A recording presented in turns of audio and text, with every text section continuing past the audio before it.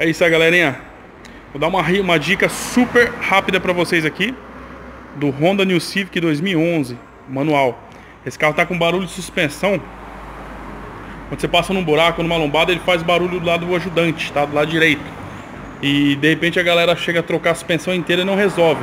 É apenas um coxinho do motor quebrado, ó. Tá vendo? Vamos direto ao ponto logo, ó. O coxinho do motor tá quebrado, vazado óleo, tá vendo? É isso aí. E isso aqui dá um problemão, viu, galera?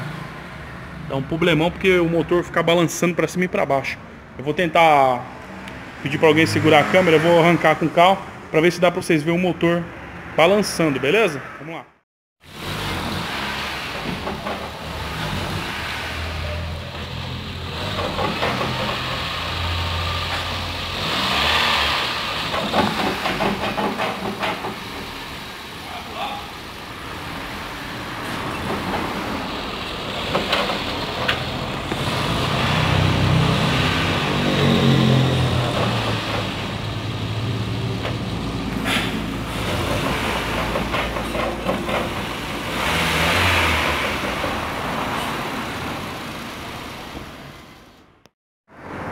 É isso aí, galera. Não sei se a imagem captou da hora, tudo certinho pra vocês, mas é isso aqui. Na hora que você anda com o carro, o motor faz isso aqui, ó.